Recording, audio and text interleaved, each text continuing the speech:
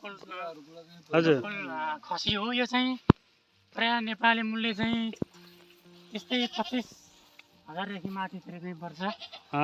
यो एकदम मासु पनि मिठो हुन्छ पुर। ओहो लोकल हो। जहाँ जमुना पहाडी भन्दा मिठो मासु मानिन्छ। यो बजारमा त्यस्तै हाम्रो गाउँठाउँमा ढार्नेको चाहिँ 2000 जति छ भने काठमाडौँतिर चाहिँ यो मासुलाई नै 6000सम्म बेच्ने गरेको छ। त्यही हो। हेर्नुहोस् यहाँ हाम्रो यो बाख्राहरू हो।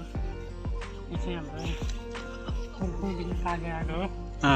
तपाईँले छानुहोस् कुन लिएर जानुहुन्छ लिएर जानुहोस्। सस्ता सस्तामा मिलाइदिन्छु। अरू के भन्छ भन्नु सस्तो मिलाएर लानु हामी। ल यो बाटो जाऊँ न त अब। यो बाटो एकदम अझमा भ्यू टावर आउने छ एकछिन पछि। त्यहाँ एकजना नानी हुनुहुन्छ। नानी भन्दै जान्न के भयो यहाँ। अनि राजा रानीको बारेमा अलिकति भनिदिनु। राजा रानी यहाँ के छ अरे? गौतम करबेडीको राजा ढुकुङको राजा बिच झगडा भयो भने कल पनि एकदम रमणीय छ। हजुर आज यातायातको सुविधा नपुगेर पर्यटकहरू चाहिँ फर्किएको छ। यहाँ हेर्नुहोस् बन्दीपुर जानु पर्दैन। बन्दीपुर भन्दा यहाँ पिकनिक किन बन्दीपुर जान्छ मान्छेहरू? बन्दीपुर चिनै छ र टोली खेलमा चिनै छ र हजुर सबै यस्तो जस्तो परिवार जस्तो बस्ने छ। त्योभन्दा हाम्रो यहीँ राजा रानी बस्ने चाहिँ राम्रो छ। हेर्नुहोस् पहिला त त्यो राजाले बनाएको ताल हो। यो ठुलो थियो त्यो ताल अनि ताल हो सुटे गएर यो ताल सानो भएको छ।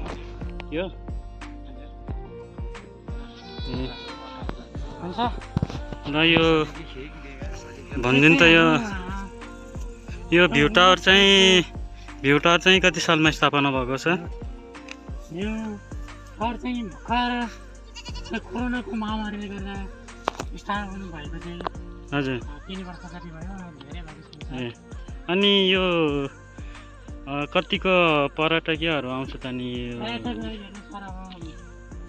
बालिकाले वर्षौँमा जुन म्याराथन पर्यटकहरूलाई चाहिँ आकर्षित गर्ने खालको म्याराथन दौड चाहिँ लगातार 2 वर्ष चाहिँ आयोजना गरिसकेको छ। फेरि यो वर्ष पनि पुसको 27 गते चाहिँ चल्ने भनेको छ। यहाँ चाहिँ त्यति बेला चाहिँ थुप्रै रेसिङ बाइक अन्य जिल्लाबाट चाहिँ ढाकहरू पनि यो म्याराथनमा भाग लिन आउँछ। यो चाहिँ एकदम रमाइलो छ।